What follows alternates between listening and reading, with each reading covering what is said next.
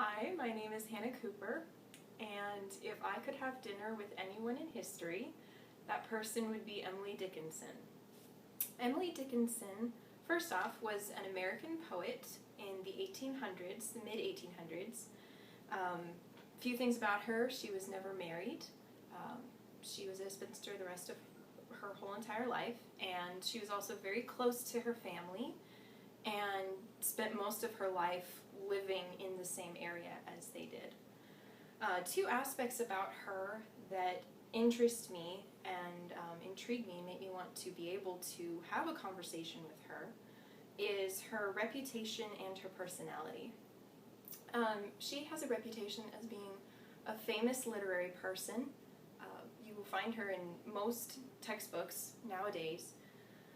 She was known for being a voice for America in terms of poetry, very much like Walt Whitman, in that they wrote about ideals and various things that spoke to Americans specifically. She was a metaphysical poet. She wrote a lot about a person's existence, the existence of God, God in nature, various aspects of nature. That's mainly where she specialized in her literature. And also, I just greatly enjoy her poetry and the way that she approached, the way that she represented America through looking at various everyday aspects that a lot of poets overlooked. I'm also interested by her personality. She was an introvert. She spent much of her life in seclusion or isolation. She preferred writing people than speaking to them face to face. Many times when her friends and family would come over, she would even talk to them behind a locked door. She didn't even want to see them. And many people thought that because of that, she became a hermit and she would never be able to write well. But in fact, despite her lack of human interaction, she was still a deeply intelligent human being, and that was expressed through her writing. She also was able to find beauty in nature when a lot of people at that time looked at nature as very wild and unexplainable and very chaotic and this thing almost to be feared and overcome, whereas she saw it as a natural gift of God that should be admired and should be expressed through poetry, through literature, through art, various forms of art. And to me, that is one aspect that connects me personally with Emily Dickinson, is that I love nature just like she did. I love the fact that you can see God in nature, you can see his handiwork and the beauty and just the existence of God in him blessing us with this earth and giving us this place to live and to be able to honor and glorify him with our lives. The fact that you can tell in her poetry that she has this love of poetry, this love of capturing an idea or a picture in words. Sometimes poetry can express in better terms what prose cannot. It can capture pictures because the poet has to strive to find specific words that encapsulate the idea they're trying to communicate with their audience.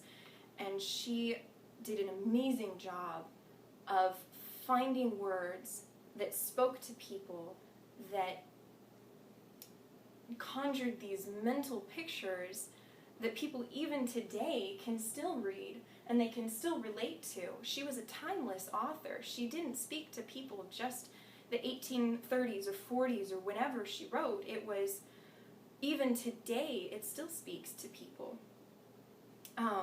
She was able to find peace and solace in the solitude. Many people thought her life was very lonely because she was unmarried and she lived by herself.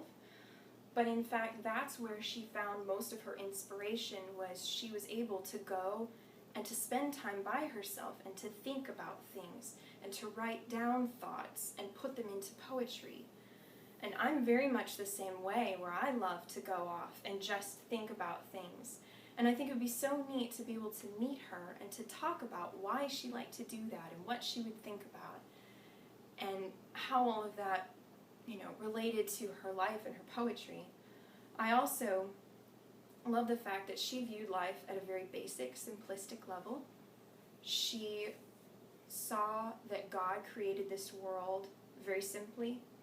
It was not complex for him. He said, "Let it be," and it was. And that was that. And she was able to capture that not only in the content of her poetry, but also the style. She was very big into punctuation.